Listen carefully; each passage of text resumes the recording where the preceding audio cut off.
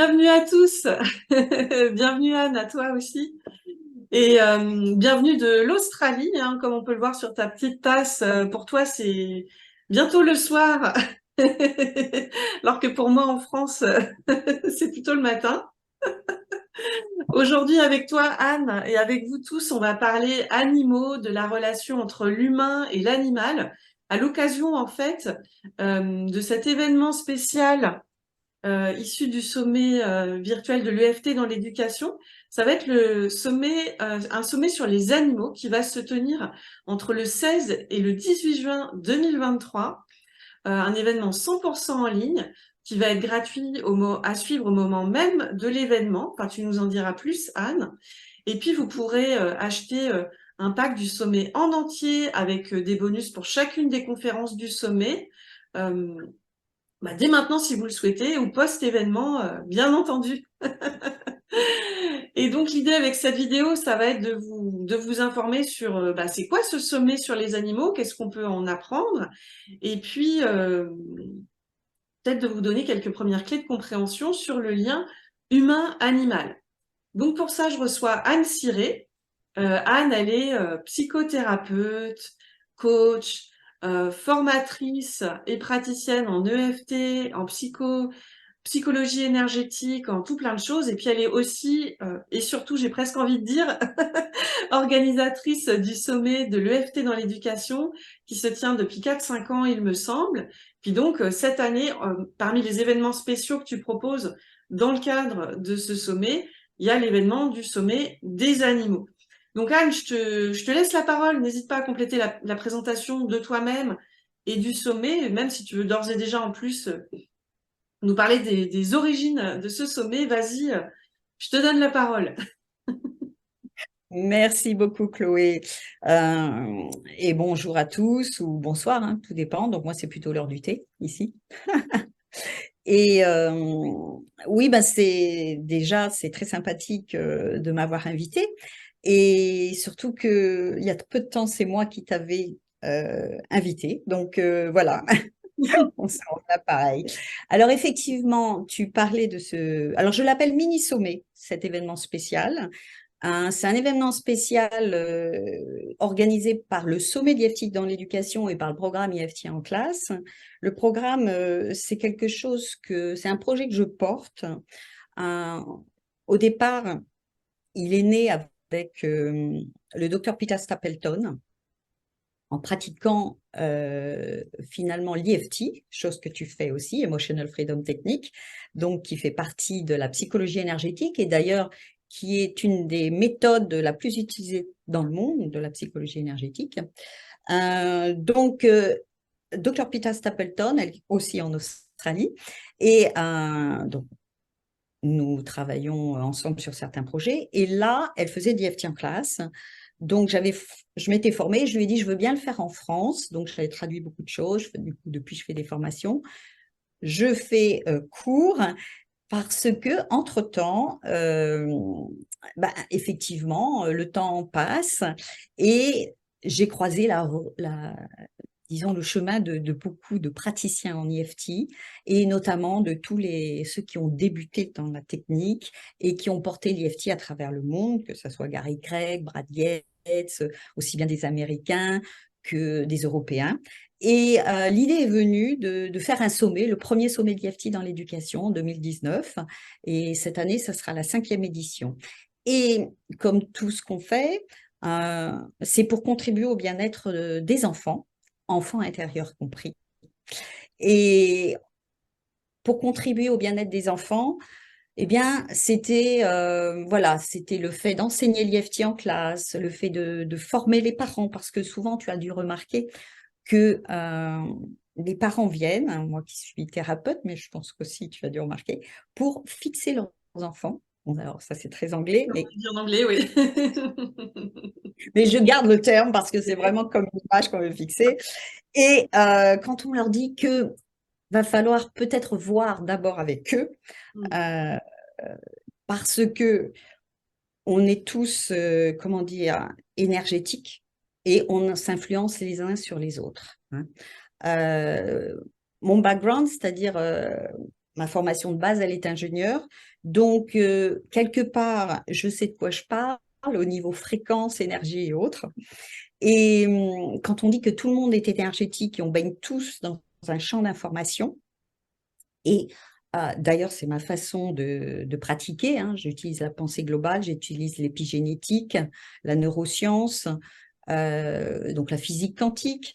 Et c'est quand même important que le parent réalise que il a une influence sur son enfant et que nous avons tous une influence les uns sur les autres. OK?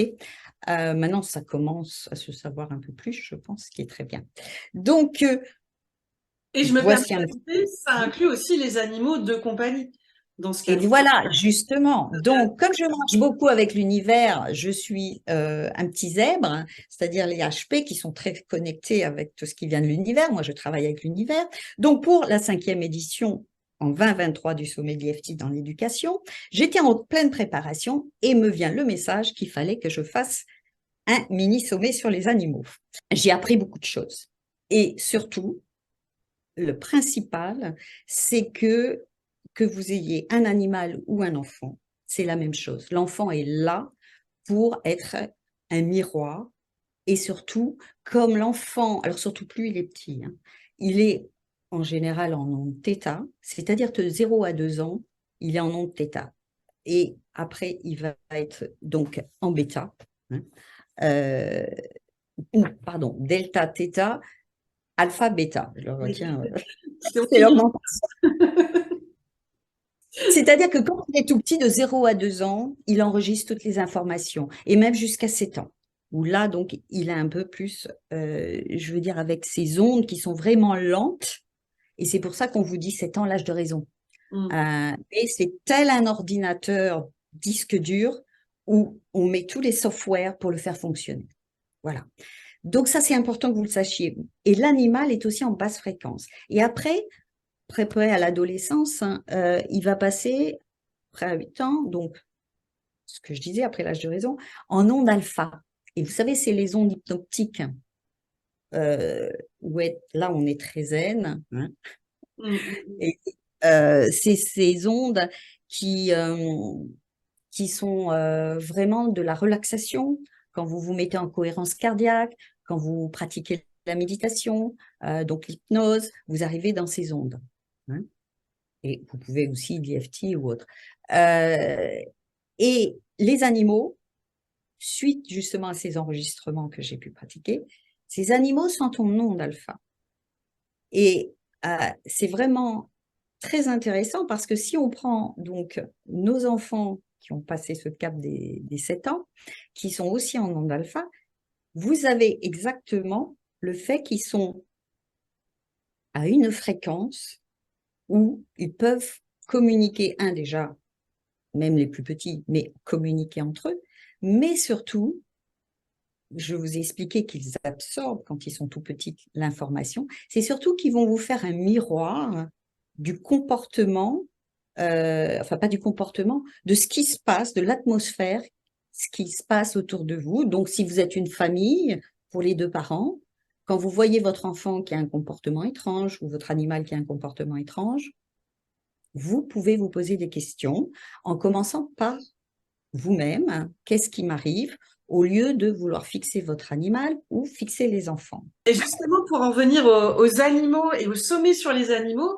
je sais que dans comment dire, la dizaine de conférences qu'il va y avoir, ça va parler à la fois communication animale, kinésiologie pour animaux, soins énergétiques pour animaux, comment l'animal peut, entre guillemets, parfois nous soigner dans des par rapport à certaines problématiques. Enfin, il y a tout un tas de choses que les personnes pourront découvrir. Et ce que je te propose, Anne, si tu le veux bien, c'est de Oui. nous proposer un petit De- tableau des conférences en nous montrant, tu sais, la page. Donc effectivement, le vendredi, donc on va avoir Virginie Béliard, les soins holistiques et les animaux, avec l'ostéopathie, les massages, oui, il y a des messages aussi. Euh, on parlera même fascia, ça c'est important, c'est quelque chose, tout ce réseau, euh, comment on dit, énergétique, qui est beaucoup plus important que les méridiens principaux, hein. Et donc, passionnant. Alors, bien entendu, avec certains, vous verrez, dont Virginie, l'image est peut-être moins nette parce qu'ils sont complètement plus en province. Virginie est en Normandie avec chevaux, vaches, cochons. Donc, des fois, l'Internet n'est pas... Mais c'est quand même clair, mais voilà. Passionnant. Donc, on a quelqu'un que peut-être certaines personnes ont déjà entendu, qui est Olivia de Bergerac. Olivia est française vivant pas très loin de chez moi. On s'est connus dans le deuxième congrès de la psychologie énergétique, mais moi je la connaissais d'avant. Et elle donc, elle fait la thérapie avec les dauphins et elle a écrit des livres, dont Le Dauphin de l'âme. Conversation intéressante, mais conférence très intéressante. Moi, je suis déjà allée me baigner avec mon fils avec les dauphins. Donc, l'intérêt des dauphins, parce que moi, je suis quelqu'un de l'eau, tous ces animaux sont en onde alpha dans l'instant présent, vraiment.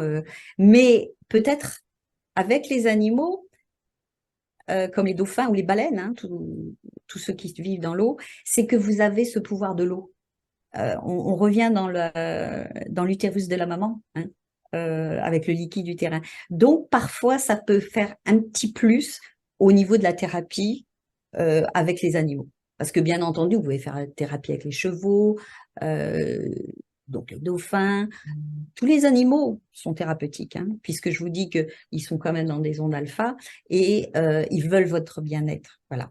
Et on abordera, mais vous l'avez fait avec Camille, que tu as déjà reçu, je Oui, crois. dans un autre Euh, voilà, vous avez vu donc comportement, puisque Camille est coach comportemental, comportementaliste comportementaliste. animalier.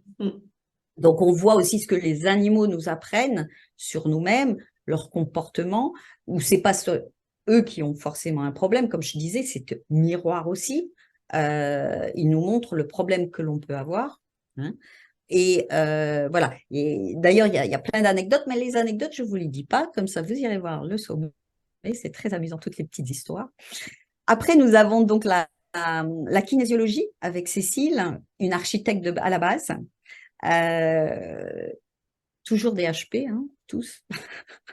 Et très intéressant, vous voyez, parce que quand on parle, on n'a pas parlé, mais euh, le stress qui est à la base souvent du mal-être, euh, je rappelle quand même que le stress, si vous êtes en état de stress permanent, vous avez votre système immunitaire quand même qui est affaibli et vous pouvez tomber plus facilement malade, hein. Donc, c'est quand même important.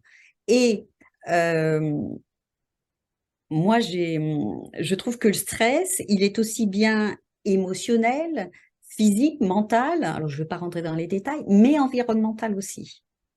Et c'est là que j'ai trouvé passionnant avec ce qu'il y avait de nouveau qui se développe, c'est que par exemple Cécile Duris a intégré l'environnement, puisqu'elle est architecte, elle travaille aussi sur l'environnement du cheval, mais c'est-à-dire que on est bien d'accord que tout le monde ne peut pas, s'il y a des chevaux en boxe, vous êtes près de Paris ou une grande ville, vous n'allez pas tous les mettre ailleurs. Mais donc elle fait avec ce qui existe, mais le développe au mieux pour améliorer. Comme le style, on peut faire du feng shui ou autre chose. Voilà, c'est très important, quoi. Donc ce côté, je trouvais, donc elle a monté une société Mm. très importante. Elle vous parlera donc de la kinésiologie, du test, très très intéressant donc. On a le samedi, ben, on retrouve Camille hein, qui va nous parler des animaux et du coaching. Et son approche, quelque part aussi, rejoint Cécile avec les chevaux, dans la mesure où on intègre bien ce côté environnemental, euh, où les animaux, on va faire avec. On est bien d'accord que maintenant, ils sont avec nous, ils sont domestiqués, euh, mais faire au mieux. C'est-à-dire que, je suis désolée de le dire, mais c'est parfois comme pour les enfants aussi. Vous allez peut-être promener votre enfant, mais vous êtes toujours sur votre téléphone, vous n'êtes pas avec votre enfant, par exemple. Les animaux, c'est pareil. Ça suffit pas d'avoir un jardin. Bon, notamment Camille fait beaucoup plus les chiens, mais ça se retrouve partout. Euh, c'est important quand même d'être avec eux. Le chien est beaucoup plus, c'est quand même un petit enfant par rapport au chat, par exemple. Donc, il demande de la présence. Voilà. Ça aussi, c'est passionnant, mais toujours ce côté aussi où on retrouve vraiment les 4 domaines de stress qui sont vraiment importants. Anne-Cola, là, la communication animale, superbe, mais elle fait de l'EFT, donc au service des animaux. Ce qui Et ça, m'intéresse aussi. ouais, ouais. Et là, passionnant parce que c'est une flûtiste à la base et qui avait des dons déjà au niveau de la communication animale. Et elle a découvert l'EFT, mais surprenamment, en voulant, par rapport à son propre chien, elle s'est documentée à fond, elle a suivi des formations de partout et elle a croisé le chemin de l'EFT. Et j'ai trouvé ça surprenant que l'EFT soit déjà enseigné chez des animaliers pour le calmer, soit l'animal, pour calmer l'animal ou comme toi tu fais, plus avec le côté psychologique de l'être humain, c'est-à-dire le gardien. Et après 2 ans d'IFT avec les animaux, elle a découvert qu'elle pouvait l'utiliser pour elle. Du coup, il y a des petites anecdotes, c'est passionnant. C'est super. Super, mais je vous assure, moi j'ai pris plaisir, vous apprendrez. Et donc, bah, Camille, on en a parlé. Alors, Angélique Marguerite, c'est en... Alors, là, je vous conseille après d'aller voir le sommet parce que c'est une experte, une des expertes du sommet d'IFT dans l'éducation. Pareil, une HP qui a fait des grandes écoles, mais qui a décidé de mettre ses enfants à l'école démocratique. Donc, qui a revu tout parce qu'elle ne voulait plus de la pression.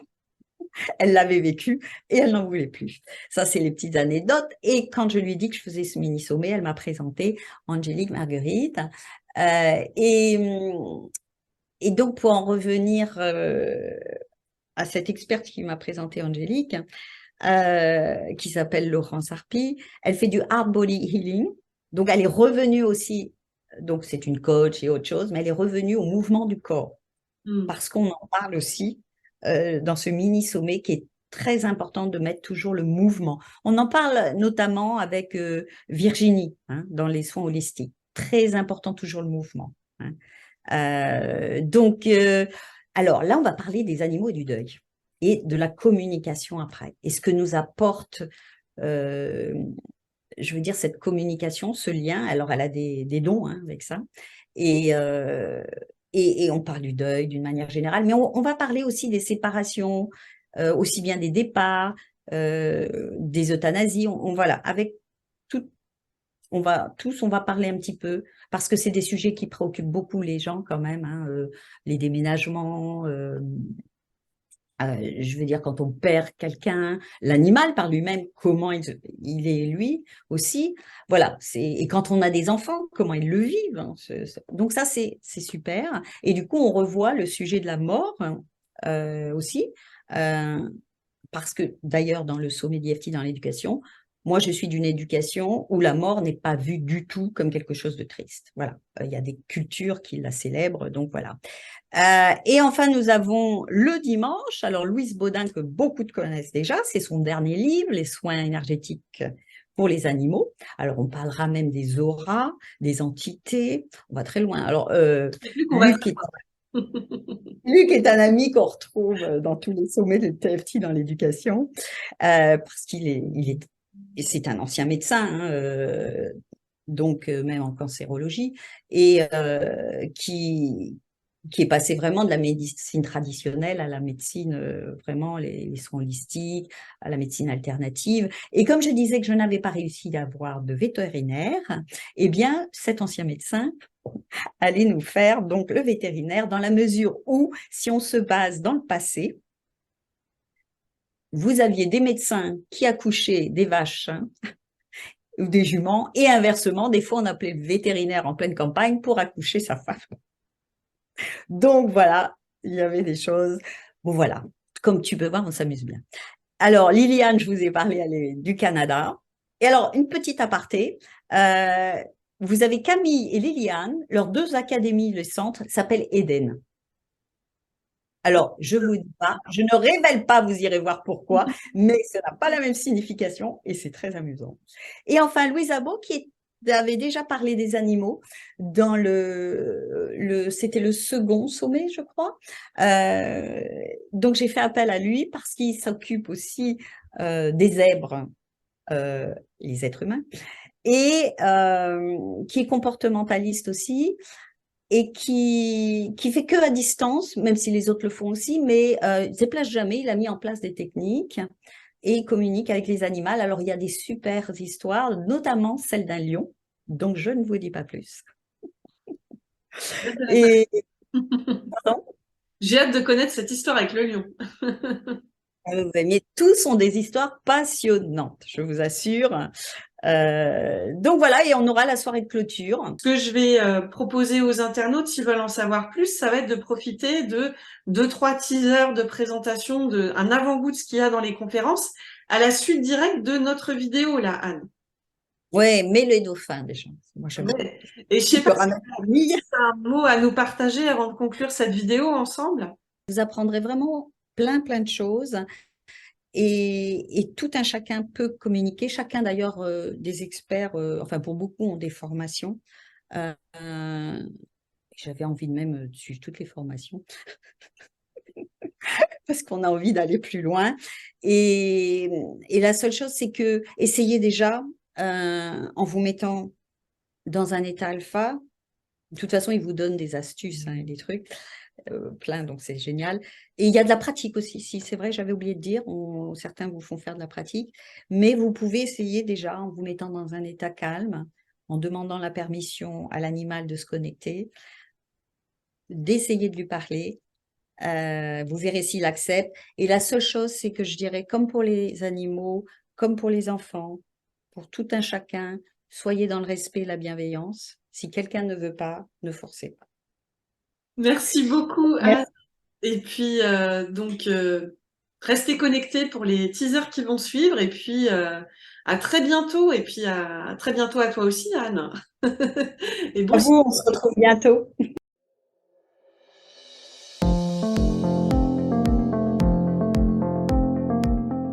Et justement, je voulais un peu que tu nous parles de ce centre aussi, mais surtout le fait de ce métier de coach, je ne vais pas dire plus long, pour les animaux. Donc nous, notre objectif, c'est de comprendre cette signification. Qu'est-ce que l'animal est en train de nous dire? A priori, s'il y a un problème, c'est qu'il y a quelque chose qui ne va pas. Donc nous, on va intervenir par rapport à ça. Et l'objectif, c'est de faire en sorte que l'animal soit mieux, évidemment, puisque ça signifie qu'il ne va pas bien. Et puis que la famille aussi, tout simplement, et que tout le monde puisse s'harmoniser sans forcément, évidemment, arriver à des situations extrêmes, comme on peut le voir parfois, abandon ou autre, alors qu'il est tout à fait possible de faire quelque chose et de réharmoniser toute cette petite famille, en fait. Donc c'est pas vraiment toujours sur l'animal en question qu'on doit intervenir. Et c'est pour ça qu'on est aussi formé et que dans mon centre de formation, ça me paraissait vraiment nécessaire de former les personnes à toutes les espèces, y compris sur le plan humain, y compris justement sur le FT et tout ce qui va avec. Donc on est vraiment au milieu de tous les métiers, c'est ça qui est intéressant.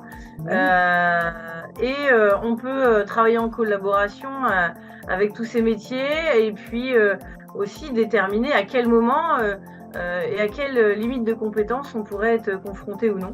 Donc ils ont leurs besoins primaires qui sont vraiment comblés grâce à la domestication. Mais la question qu'on pourrait se poser, c'est est-ce qu'ils sont pour autant heureux et vraiment comblés en effet? Eh bien, non, pas toujours. Et le but, c'est de se dire, bon voilà, j'ai un animal, il est évident qu'il peut plus vivre à l'état sauvage, même si tout le monde serait peut-être mieux, on va pas recommencer le monde entier. Maintenant, comment je peux faire pour compenser ça et lui donner un maximum de liberté tout en lui assurant évidemment tous les bénéfices de la domestication.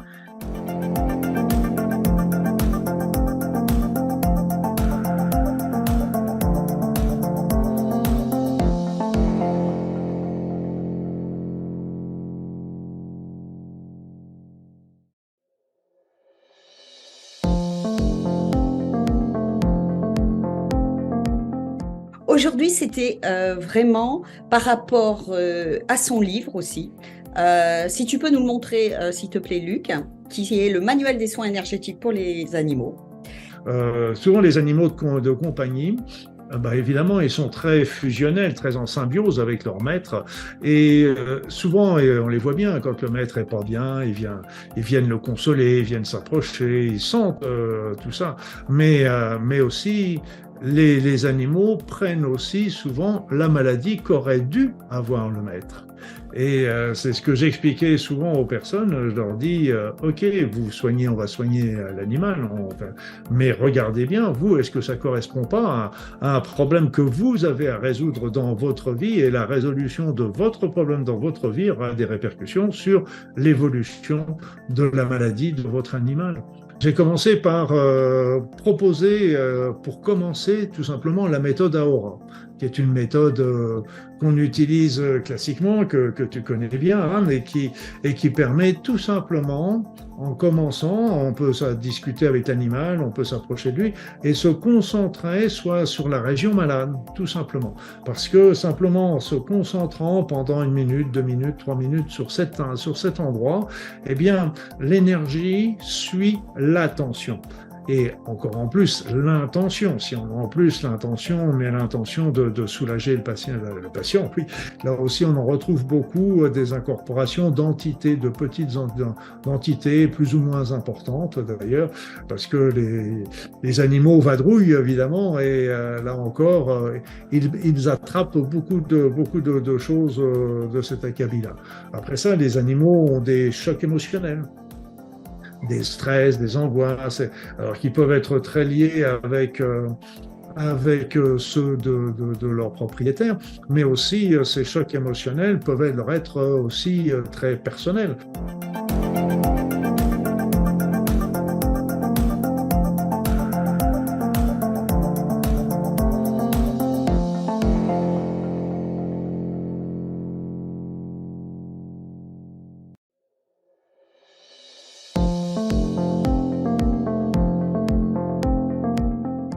Olivia, pour qu'elle nous raconte un petit peu tout ce qui se passe avec les dauphins. On parle de ce médecin de l'âme, et comme tu es donc en plus dans la recherche, enfin tu vas nous parler un peu de tout ça, et dans un premier temps tu vas nous raconter pourquoi les neurosciences et les dauphins. Quand j'ai commencé à étudier et j'observais ce qui se passait, hein, c'est tout ce que je faisais.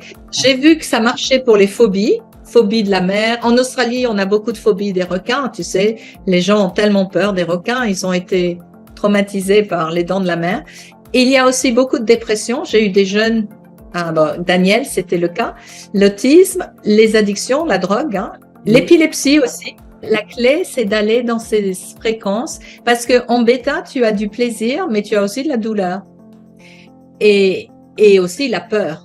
C'est pour ça que les gens en bêta me disent j'ai peur de nager. Les dauphins arrivent, ils vont dans alpha ou theta et ils n'ont plus peur. Donc c'est l'explication. C'est pour ça qu'ils n'ont plus de douleur, c'est pour ça qu'ils n'ont plus peur. Et donc ils font l'expérience d'une conscience altérée, tu sais. Et c'est là que tu as une transformation. Tu peux pas transformer des gens s'ils restent dans du bêta. C'est du mental. Mais on a 3 cerveaux, tu sais. On a le premier cerveau qui est reptilien, c'est celui de la survie. Et on a le deuxième cerveau, limbique, qui est émotionnel. Et on a un 3e cerveau qui est extraordinaire, avec l'intuition, avec la solution des problèmes, l'intelligence, tout ça. Mais ce que les gens ne savent pas, c'est que dès que tu es dans une émotion négative, le 3e cerveau est coupé, inhibé. Et tout mon travail, c'est pour ça que j'appelle dauphin dans l'âme, tout mon travail, c'est pour aider les humains à aller vers ça. Nous pouvons déjà développer ce 3e cerveau. Et la clé pour être dans ce 3e cerveau, c'est le cœur.